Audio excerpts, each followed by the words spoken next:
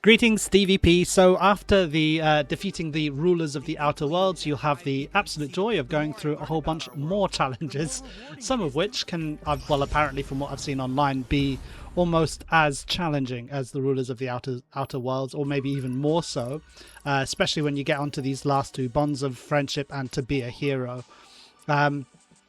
However, I'm just going to go through these fairly quickly. So the first one that I've done is Cait Sith versus the Abominable. I wanted to start with the one I knew I'd enjoy the least, because I do least enjoy playing as Cait Sith. So I'll just show you basically the setup that I've got for him, which I've found to have worked for me. So first of all, the thing that is quite useful, it's not an absolute game changer, but I have chosen Resounding Megaphone for him because of the Moogle decoy here. So at several points, it's just nice to jump off the Moogle and feel fairly certain that they're going to be targeting the Moogle rather than Cait Sith himself. Moogle Sentinel also just means that he takes less damage, and Selfish Recovery, really important, just means that when you use Chakra, which is the thing you'll be using the most for healing, in fact pretty much only for healing, will do a nice extra 25% heal, which is fantastic. Now you can also put, so I've got Elemental with Lightning and Wind. That ended up not being relevant at all. In fact, I will change it to, Elemental with Lightning and Wind. Only because at one point, you know, when you... Sorry, what am I doing? Elemental with Fire and Ice. Because at one point, you know, when you pressure... I think it is the big crab, I forget the actual name, he starts dealing a ton of ice damage. So it's good to just have some ice defense on there. Yeah, and then have all the magics just because they can be useful. Although I have to say, you can probably get rid... I think probably get rid of Lightning and Wind. Time is useful. We kind of use that towards the end to slow down the Phantom, but also to stop the Phantom, which is another thing very handy, is to stop them while they're staggered. So you can choose to use that strategy if you want. Gives you more time on the stagger to damage them. First strike, very important. ATB boost comes in clutch a lot. And some extra MP is actually quite important. Again, this is all at a disadvantage because I've deliberately chosen to challenge myself. So they've not got the max 30% MP boost here. They've only got the 20% boost. And then magic efficiency on re-raise. This is if you're wanting to be safe. I didn't end up needing re-raise at all when I actually won. But magic efficiency, obviously re-raise is extremely expensive MP wise, so magic efficiency helps with that. And so with this setup I was able to win, but it is a lot of just learning, particularly in the earlier stages. There's two of them, that stages 3 and 4, where it's just a lot of blocking at the right time.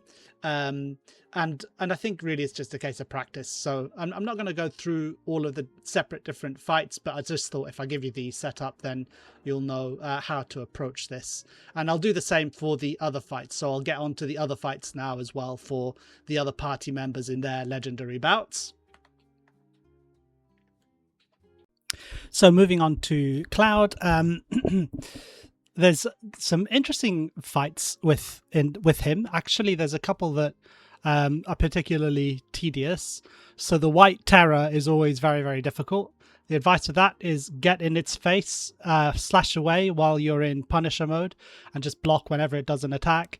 Always have 1 ATB available, so that when it does its ear-splitting move, you can go into counter stance and make sure you get out of Punisher mode, and ideally have either...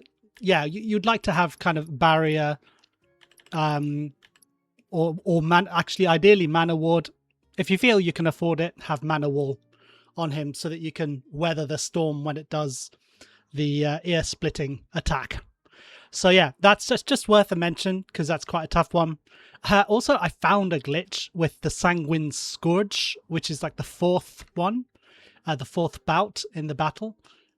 So if you launch into the air, most of the fight is going to be in the air against that thing, and push it into the edge. It gets to this point where it just can't fight back. I'm pretty sure that's a glitch. And you can just hack away and stagger it. And with this setup, you'll always stagger it because it is weak to... I can't remember. I think it's wind. No, it's weak to lightning. So yeah, having wind and lightning on your attack is really useful. And then having fire with defense, really useful, because both the third one, I think, the Iraceros, I think, the third fight, and the Ironclad, the fifth one, they use fire Arga, so it's useful to have fire on defense. So yeah, that's just a few tips about the actual fights. Re-raise is useful just because Ironclad will do Gravija, put you down to 1 HP. But again, if you just keep 1 ATB available, you can just use Chakra, and that will stop you from being too intimidated by that attack. So having Chakra is useful. ATB boost does often come in clutch, especially when you're fighting the Iraceros, the third fight. Just don't use ATB boost at the start. Wait until it starts doing Concentrate, then do a triple slash, and then do an ATB boost, and then do 2 more triple slashes. So start with 2 ATB, try and have 2 ATB ready, and then when it starts doing Concentrate, triple slash ATB boost, and then 2 times triple slash will stop it from nullifying all of the pressure that you've built on it so far. So yeah, Elemental with Lightning and Wind on attack, Magic Efficiency with Re-raise, Chakra ATB boost, Fire and Ice on Elemental defense. Steadfast block and precision defense is really, really useful with Cloud, just because it will build up that ATB, but also increase his limit gauge, which is good. HP up. Again, we're not doing the ideal run where we'd have these all maxed out. This is still earliest possible opportunity. Spirit as well. Just 15% extra defense on there. Time and Barrier, useful. I didn't use Time that much because, to be honest, Steadfast block gives you a lot of ATB. So you could almost replace this with something else and probably still be fine. But I just love having haste on Cloud, and the option of maybe using stop while they're staggered on some of them could be really handy. And this comes in very useful. Barrier is useful particularly in your second fight against White Terror and the final fight against Ironclad. And also just a tip about the first fight against the bandits. Just click and hold attack. And he always does this move where, you know, if you click and hold, he does a swipe around. In the first game remake, you needed to have what was it called now? Deadly Dodge, that's it, which you don't have in this game. It's actually Cloud kind of automatically has it. They all seem to automatically have it. Yeah, so just press and hold attack and it'll knock them all off balance, and just keep doing that. And in the first fight, you're guaranteed never to take any damage. Even against all 6, you can just defeat them that way. So yeah, that's the materia. In terms of the setup, I have got him with the Enhanced Expeditionary Medal instead of the Gotterdammerung. This is just because we got plenty, like on some of the, you know, beasts with masses of health, it actually just makes sense that when they're staggered, you want to do maximum damage, and Cross Slash just doesn't do much damage. So having the Enhanced Expeditionary Medal will give you Finishing Touch, which is much, much better. And you've got time to build up your stagger with all of the blocking that you're going to be doing. And because you're going to be doing so much blocking, it's good to have Formidable Counter, just adds 15% to your counterattacks. Enhanced Physical Guard obviously adds some defense when you're guarding. And this one I think is really important, which is Limit Gauge Bar Guard, which increases your limit charge by 10% whenever you successfully block. And then just increasing your defense in general whilst blocking. Very, very useful. So, yeah, I've chosen the Umbral Blade for that. So I think, oh yeah, and I have also just got Phoenix, because sometimes, you know, you summon Phoenix and then just with 2 ATB, you can just put Re-raise on yourself for free without having to use any MP. So that's really, really handy. I think that's all I need to mention for Cloud, for his bout. So I'll move on to the next one. Right, so now to move on to Aerith's equipment.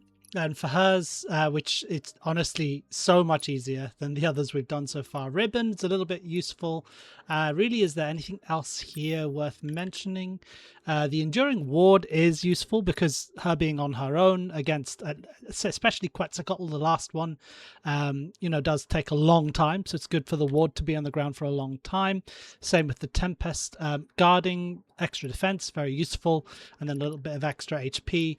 Nothing else really to mention about this in terms of the equipment. In terms of what I put on her, lightning and wind with magnify on attack, very, very useful, especially in the beginning when you're facing off against some Shinra type mobs. So if you've got wind in particular, will work very well. And then magic efficiency with fire and ice, and it's the ice really, because that's what Quetzalcoatl, the final boss, is weak to.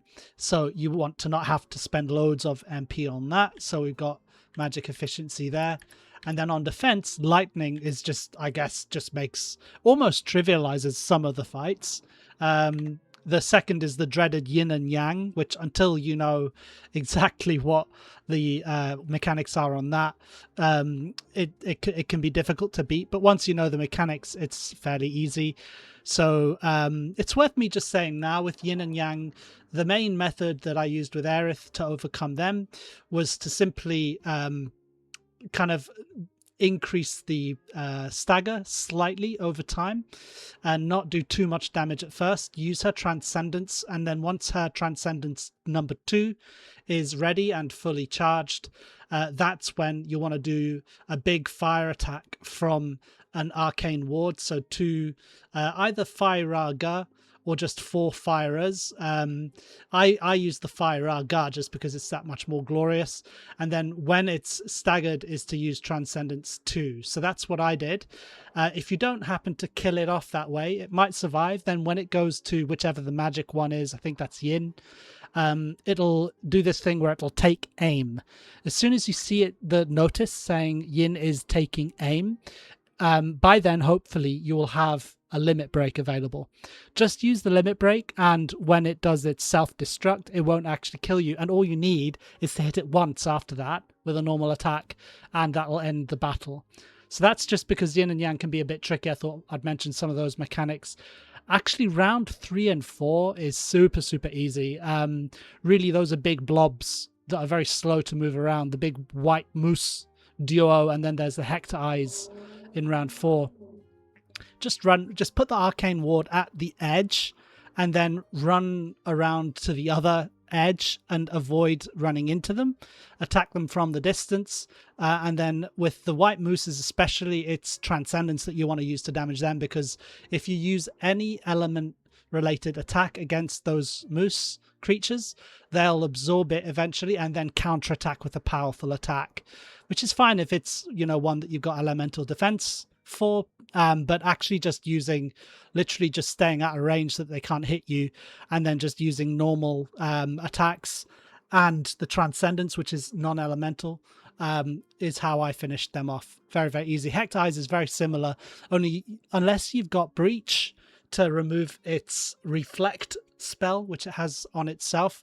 I didn't do that. I don't even know if that would work. I just waited until it removed it itself, then smacked it with a couple of thunders, which staggered it, and then used Transcendence to finish it off. Very easy. And then Quetzalcoatl, the final boss, that one is tougher. You've got to learn some of his moves, but if you've got immunity to thunder, you should be fine. So moving on then to the rest of this setup. Barrier Materia, I didn't even use it, but actually that could be useful. And Time and Re-Raise, these are all kind of optional. I actually ended up not using them, come to think of it, the last couple of times that I beat this. ATB boost is very handy, and obviously Chakra, First Strike, these are quite important to have on there as well. So yeah, with Quetzalcoatl, the last boss, it's good again to do the trick of having the ATB ward at the one end, at the very edge of the battlefield, then run to the other end, and then when he does various attacks, like particularly one move called Prey, well, he'll run up to you and try and sort of attack you that way, to just at the last second just warp back to your ward. and he'll miss that way. There's a very, very easy way of dodging, because as you know, Aerith is quite slow. She won't be able to dodge out of the way as easily. So just to teleport back. And yeah, I found that to work pretty easily every time. And then a couple of Blizzagas. Once you've got Transcendence 2 ready, just use a couple of Blizzagas, pressure the guy, and then when he's staggered, use Transcendence, and that's how I took him down. So there you go. Definitely easier than the others that I've done so far.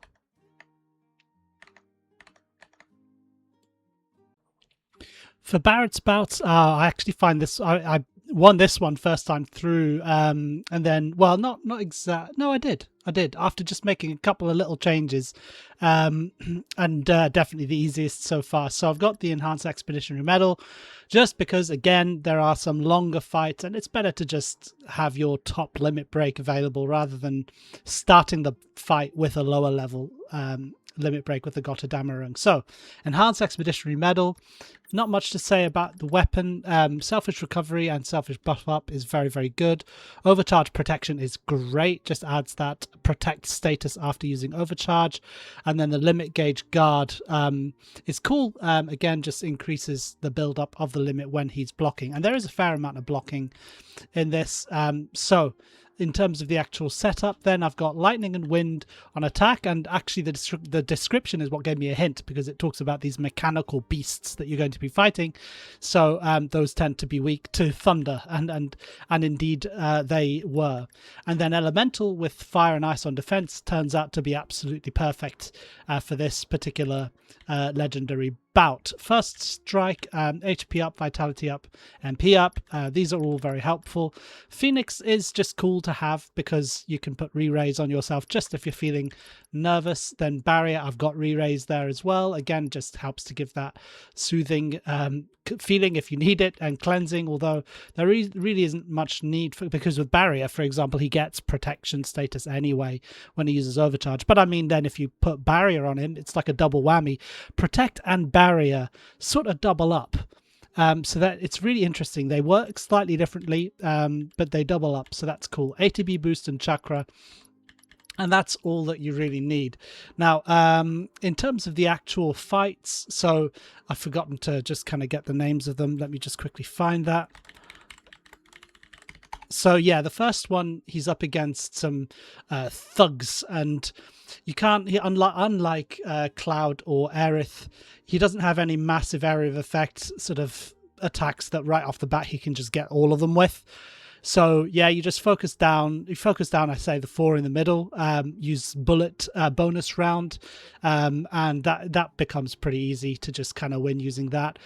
There's always, of course, don't forget that what's his big attack? His Maximum Fury will stop them.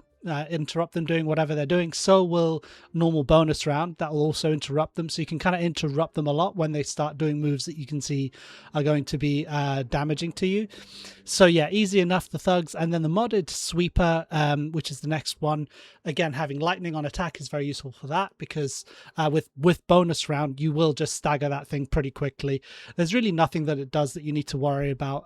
Perhaps at the end when it goes into, I think, what's it called now? Defense mode or something like that, where it starts firing out all sorts of missiles at you. Just put on a steel skin and block, and maybe throw a chakra on yourself, and you'll be able to tank that completely fine before it destroys itself.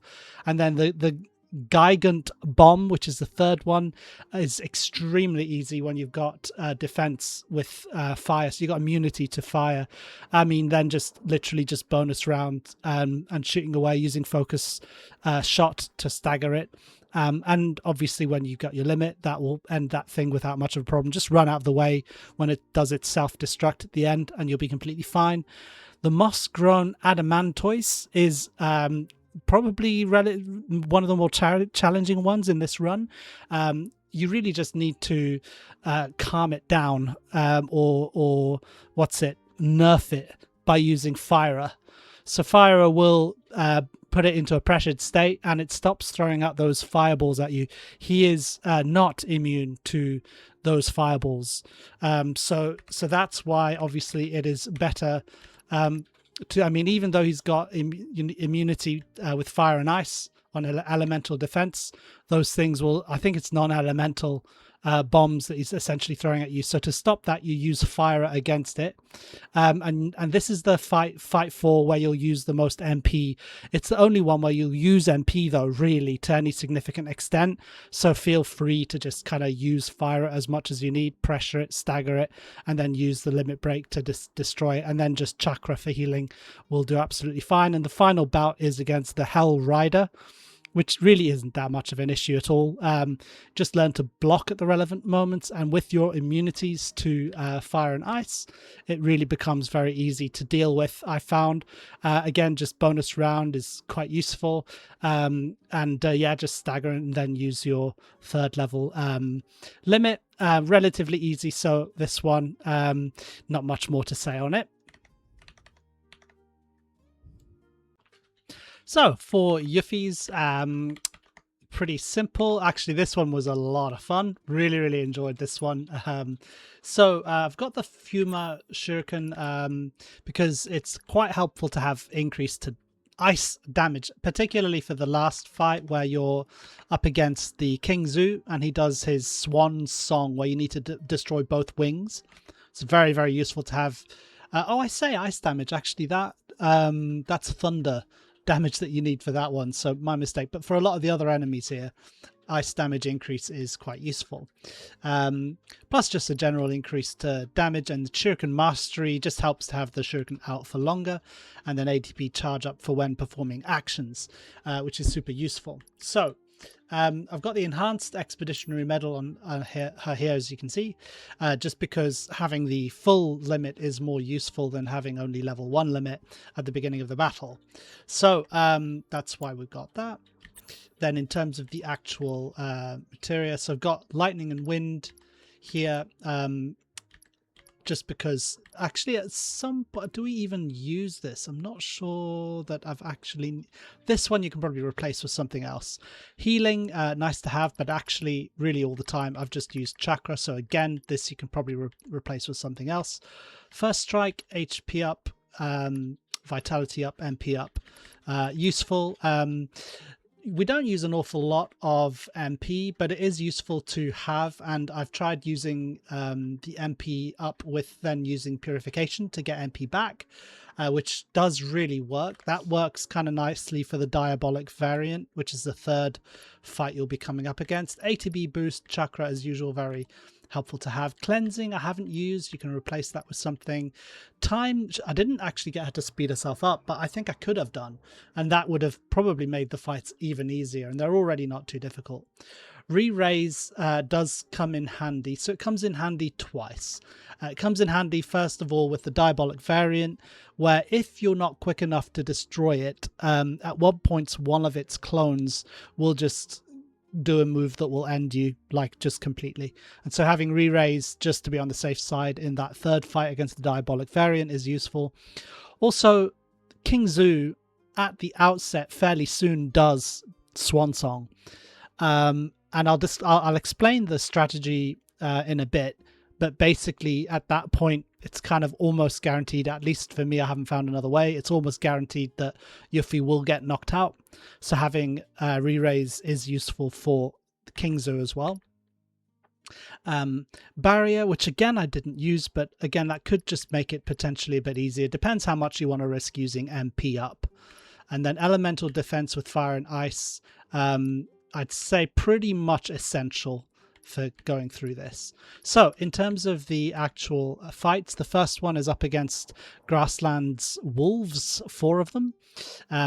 Pretty easy. Actually blocking at just the right time will throw not just one of them but any others in the vicinity off their feet, so that's useful to know. You'll stagger them so quickly, you'll get your limit break really quickly, and the limit break is hugely AoE with Yuffie, so those wolves shouldn't be too much of a difficulty.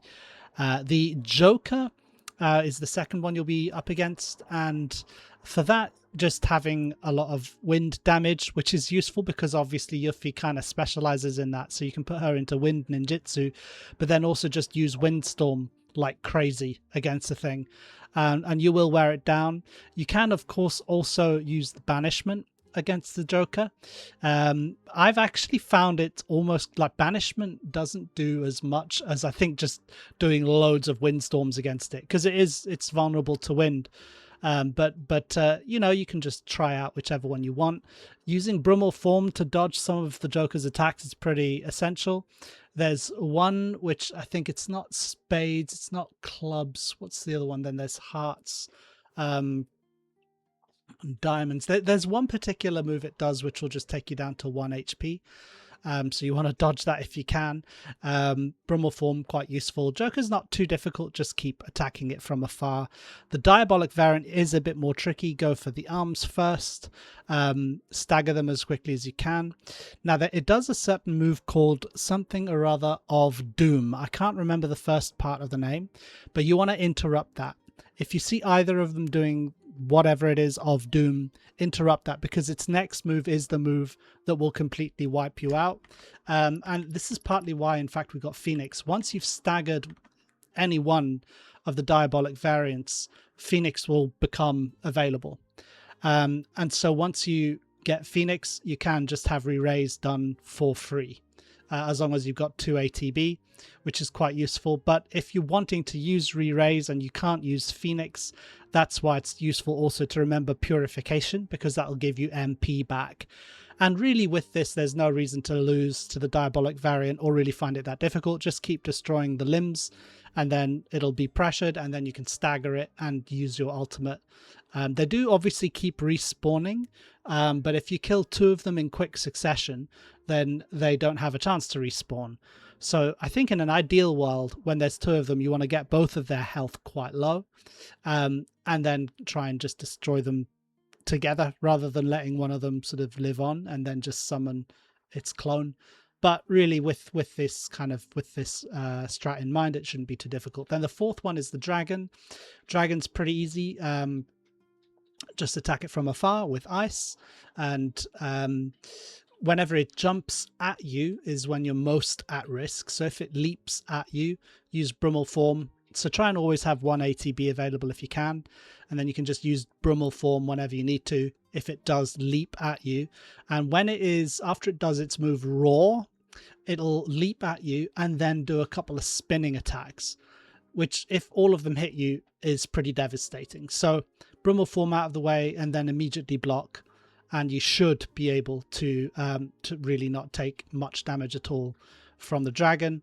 And then the King Zoo, as I mentioned earlier, at the start it's going to do its swan song, and you just won't have time, even with ATB boost and first strike, you just won't have time to destroy both wings. So there's no choice but to use re-raise, and then Yuffie will get knocked out and re-raised. From there, your main priority is to build up, so put her into thunder or lightning ninjutsu, and then build up banishment points towards banishment, and you'll be able to build up to banishment 2 at first, which will just immediately knock out 1 wing. And then once 1 wing is knocked out whilst it's doing swan song, then you can just use ninjutsu on the other wing, and just an Art of War will destroy the 2nd wing. Later on, when it's in low health, it'll do swan song more frequently, but all you really need is 3 moves to build up to banishment 1. And once you've got banishment 1 available, that will mostly knock out 1 wing. So even with just banishment 1, and as long as you're in lightning ninjutsu, and if you've got doppelganger as well active, then you'll be able to destroy that both wings pretty quickly, even with just banishment 1 instead of banishment 2. So there you go, that's the strategy for Yuffie. Right, so with red, again, enhance expeditionary medal, just because that is better than just having the lower level limit available. In terms of what I've put on his weapon, everything and anything to do with the vengeance mode, so increasing its duration, is very, very healthy. Enhanced physical guard, just makes him stronger whilst guarding, and there is a lot of that because these are all very physical fights. Selfish recovery, very useful in conjunction with chakra, as I've described before. And this is cool too, just extending the duration of buff ups that he receives by 25%. So then in terms of the setup, Lightning and Wind I really didn't use, so you can replace that with something else. Healing, again, I didn't really use. I really just kind of relied on chakra for healing, but it is useful to have it just in case you want. I mean, I suppose also you can just have chuck regen on there to give him a bit more durability. Cleansing is useful in that using resist comes in handy a couple of times. Now you can actually make a choice to go with his lower level limit break.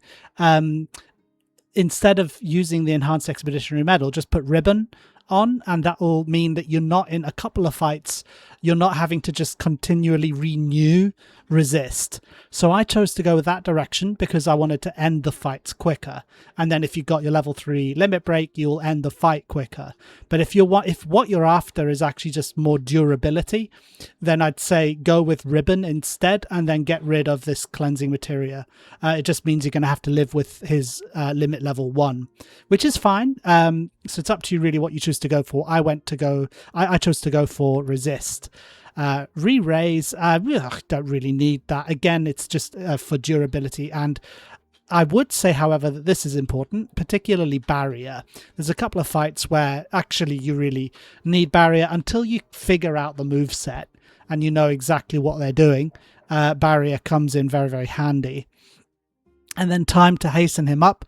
This is not too terribly important because, of course, when he's in vengeance mode, you can also use supernal fervor. I think that's what it's called, where he gives himself haste. But of course, that takes up 2 ATB. But then again, it also doesn't use MP. So it's up to you. Again, stopping enemies when they're staggered is great because it gives you more time when they're staggered to do the damage. Elemental resistance on fire and ice. Again, this is all without my materia fully leveled up, but that's fine. HP but just some general kind of boosts here. HP up, MP up. First strike, I would say, is pretty important together with ATB boost. You want that. And then Phoenix, just in case you want to give yourself re-raise, which again means that you could do that instead of using the re-raise materia, which costs a lot. So that's the kind of the general setup. I'll just talk through the different encounters that you come up against. So the Amphidex, there are like these little frogs, I think about 6 of them. You can literally just run straight in there and start attacking, and he pulls them all in. It's sort of area of effect and gravitational attack, pulls them all in, and you shouldn't have to worry too much about that. Really, just a couple of his Sidewinder attacks will finish them off pretty quickly, but he'll stagger them too, which will add to his limit break being available very quickly.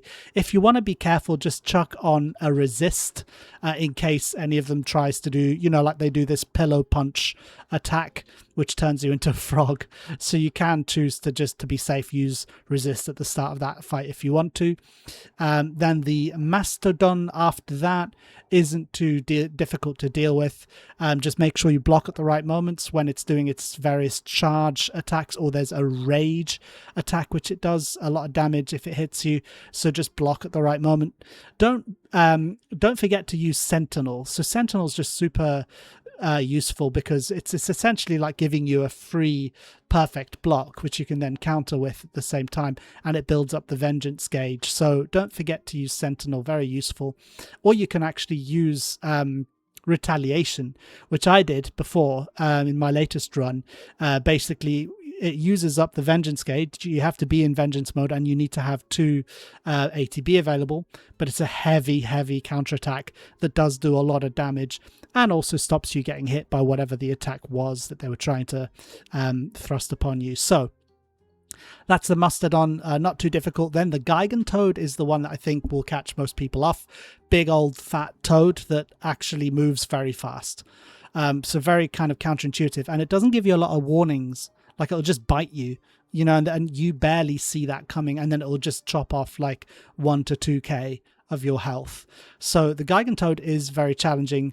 It's a lot of using Sentinel, and also particularly when the tongue is out, trying to block and counter its attacks. Although I only really did that for its one move called counter. Capture.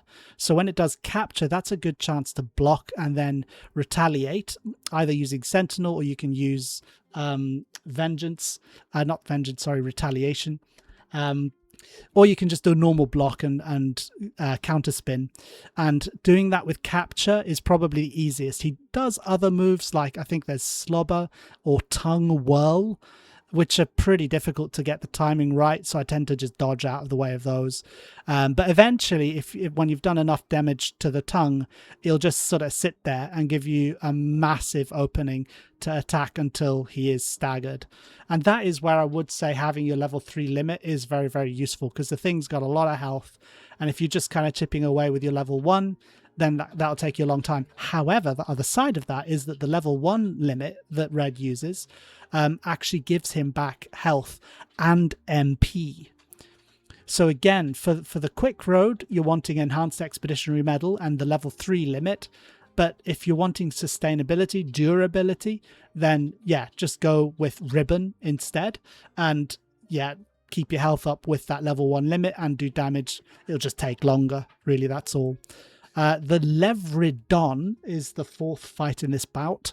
And that guy does a lot of dodging. It's actually best to base your entire fight against the Levridon on a counter attack sort of model.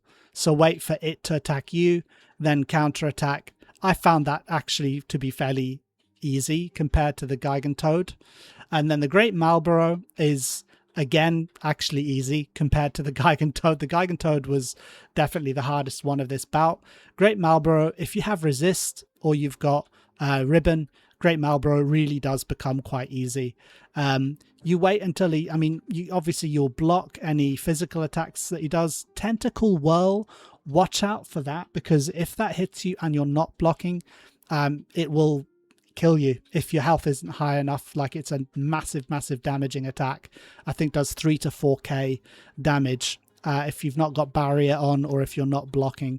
So watch out for that, but really you'll just be blocking the physical attacks, and then when it does one of its different breath attacks, so rancid breath or the dreaded bad breath attacks, and its mouth becomes open, then simply doing a Sidewinder attack on the mouth will pressure it. Then from there you can stagger it. This is definitely one where I would say having the level 3 limit makes it a lot easier, because you can do a lot of damage whilst he's staggered and hopefully take him down quickly. You just need to remember, if you're doing that, to apply resistance to all of the many different status effects that he'll try and plonk on you. And towards the end of the fight, it gets to the point where your health is just running down constantly.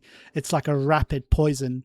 If you remember earlier Final Fantasy games, this move Sap, where your health is just being sapped, and it's much quicker than poison. So that happens towards the end, where you need to continually use chakra just to bring your health back up. And that doesn't come from a status effect, so it's not blocked by Ribbon or resist. As far as I can tell, Ribbon won't make a difference there. So that's just something to kind of watch out for towards the end of the fight when the Marlborough's health is low. Other than that, though, this is not a very difficult run. I found it relatively easy, other than the Gigantoad, which just is a bit of a skill cap that you need to get used to. But yeah, that's that as far as Red's concerned. And last but certainly not least, Tifa. So I've actually included this bout just because I think a lot of the things that you have to do are much easier to show than to tell. So I've included this bout video of it at the end of this kind of intro as to what I've got equipped to her. So I've at last found a great use for the Genji gloves, which allow you to break the 9999 limit. So I look forward to showing you that. You can see that with her fight against Kid G, where she does over 20k damage. In fact, it's over 40k damage thanks to these gloves, and that's just using Somersault, her level 1 limit break. So that's phenomenal, and really makes that fight a lot easier, because a lot of these fights are quite technical in what you have to know and what you have to do. So I won't go in loads of detail over exactly what I've got her using here. Just to say that I have got increased duration of unbridled strength. In fact, I've got synergy. I don't know why I got synergy up damage. Concentration is useful. Max HP a little bit useful. I'm sure you can improve on this. This is quite important. Lightning and wind attached to her attack, and then elemental defense on fire and ice, which, to be honest, I haven't noticed that being particularly useful, so maybe you can swap that out with something better.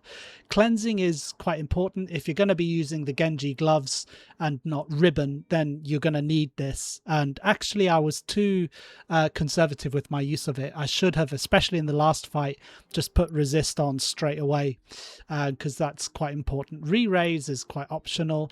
Barrier, that can be useful if you're just wanting to be safe. HP up is certainly useful. ATB boost and chakra as usual, first strike as usual, then some vitality and some increase on her strength. So that's what we've got in terms of the setup. Now I'll walk you through the actual fight, and this will be the last for the legendary bouts. Right, so the Tifa fight. Some of these are just easier to show than tell. I love this though, at the beginning. Just plop a chi trap down on the ground, and it stops all of them. Look at that. Great fun. You could also dodge with Focus Strike. You will take a hit or two, however, and they do about 2k damage. So if you just want to not have to take any damage here, best thing to do is to just use the Chi Traps. And they will, as long as the Chi Trap is in the line of sight between you and whichever Slug Ray is attacking you, then you'll be completely fine, because the minute they hit that Chi Trap, they go down. So it's very common to be able to do this entire fight without taking any damage, which is quite fun. Chi Trap, just such a rare gem. Every now and again it comes in super useful. So I sort of feel like this, you know, this fight was designed to test your knowledge of a fairly obscure skill. Though of course there are other ways of defeating them, just you may find that you end up taking damage. But it's cool because they get staggered, you end up with a limit break as well. And look at that damage, over 12,000 damage. Thank you, Genji gloves. Really found a place here where they shine. Because most of the time you're just using people's limit breaks, and I've been using the Enhanced Expeditionary Medal so that they've got their level 3 limit. But we don't need it here. So Dark Claw, I think I allow myself to get hit here. Yeah, there you go. It's really just a case of Focus Strike. So if the last fight was testing your knowledge and ability to use Chi Trap, now it's all about Focus Strike. Just keep dodging him. The minute you see he's about to do a move, which as you can see sometimes it's in quick succession, you need to dodge with Focus Strike, but not Reaper Claws, because if those hit you, it's pretty much game over. So you want to just dodge out of the way completely. As soon as you see him doing Reaper Claws, just get out of the way. But the rest of the fight is pretty straightforward. It's all about Focus Strike, and as soon as he's pressured, it's gonna, staggered, it's just gonna be game over, because he won't be able to survive the onslaught. Different ways of winning now.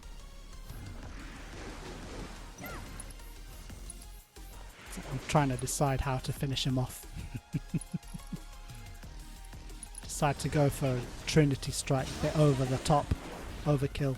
So anyway, that's the second one, nice and easy. Kid G, this is the third one, which I imagine people will find harder, and it is easier to just show than tell. There are various ways that you can pressure him, and it is absolutely all about, number one, pressuring him, then obviously staggering him, and then finally, number 3, doing enormous damage while he's staggered. Because this kid's really tanky. So you see when he runs up to you, if you just block twice, just as he's about to get to you, then you can perfect stop his attacks. Which, as you can see, I don't always get perfect. Now, Goblin Beatdown, dodge it, and as soon as he's finished, smack him and it'll pressure him. So this is your first pressuring window of opportunity. Sledgehammer, if you perfectly block it, and then attack him as soon as he's finished. In fact, I think, like you saw just now, you don't even need to perfectly block. Just like with Goblin Beatdown, attack him as soon as he finishes the move, and it will pressure him. So it's actually pretty easy to pressure. And then what I'm doing is I'm dodging and attacking with Tifa, which isn't quite the same as just straightforwardly attacking. Here I allowed myself to get hit, which is obviously pretty bad. Goblin Beatdown, then attack.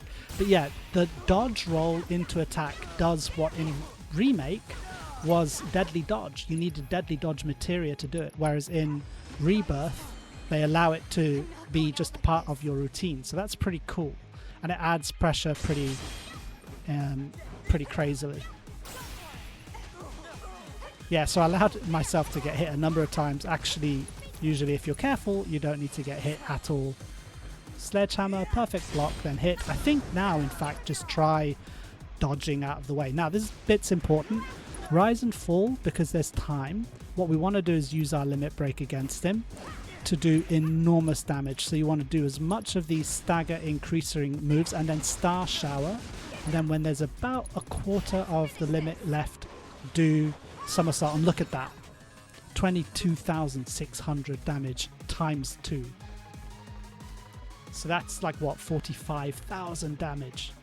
And that finishes off Kid G. So thank you, Genji Gloves. An incredible example of how useful they can be. Now, this one against the Elder Golem is kind of sad. I feel bad for the thing. I mean, most of his attacks are ground-based. So we just need to get Tifa into the air. Now, as you'll see, that's actually easier said than done. Because the only way to do that without other people around is to use reverse gale. And if you do it at the wrong moment, like I did just then, he'll knock you out of the air. So this is a good opportunity. He's on the ground, reverse gale. Once she's in the air, just attack away. Now keep her at chi level 2. That's important, because at chi level 3, at some point during her string of aerial attacks, she drops down. I don't know why.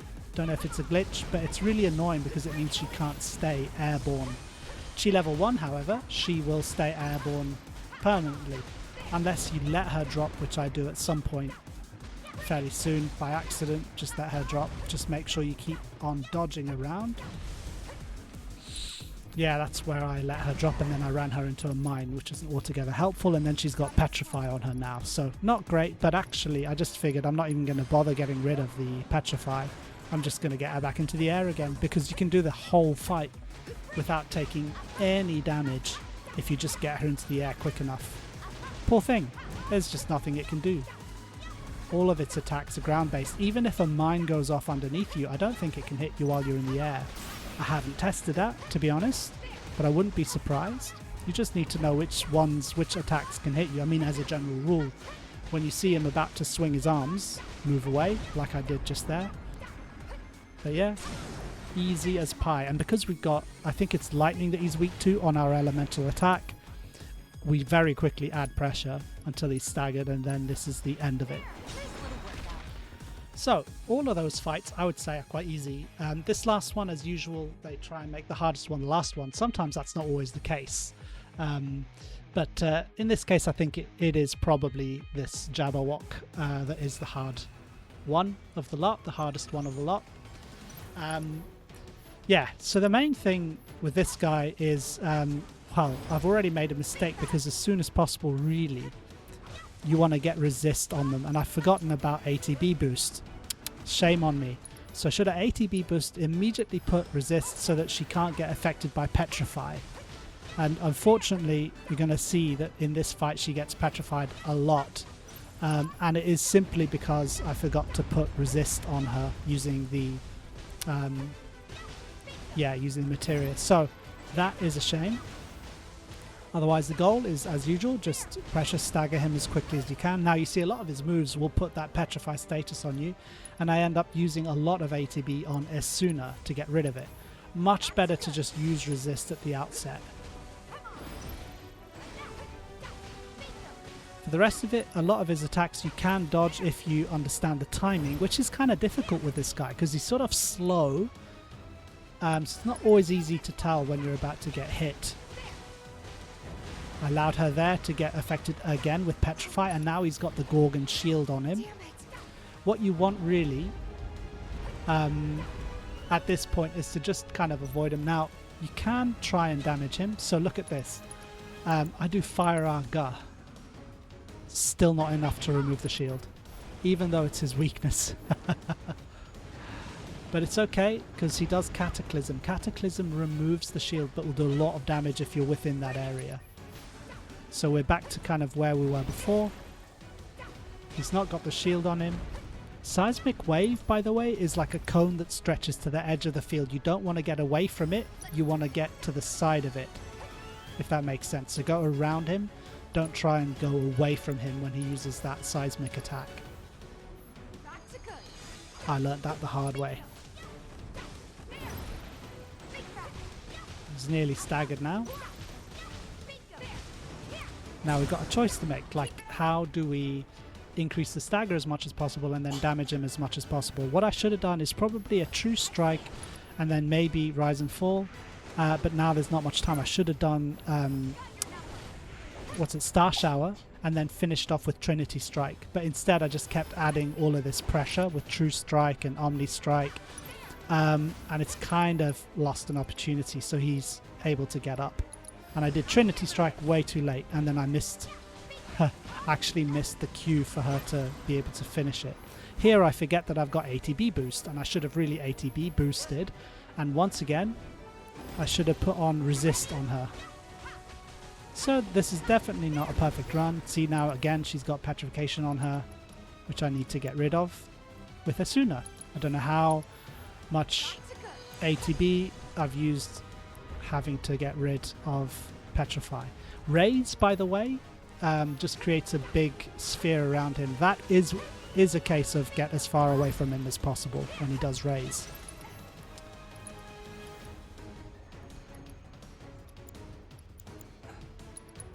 I at last do resist.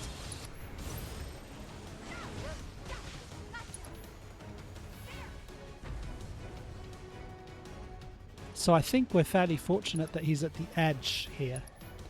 If he was closer to the middle, that might be very difficult to dodge, that raise attack, which is probably something goes to say you should try and draw him to the edge and keep him at the edge of the field. So when he's at about a quarter health, he starts doing raise. I think it's from when he does something like Rend the Heavens. That's when he starts to do raise. So there you go. Could have done better, but at least now you know how to do this one, and I hope that you've enjoyed these guides and that you found them useful. That's the last as far as the legendary bouts are concerned.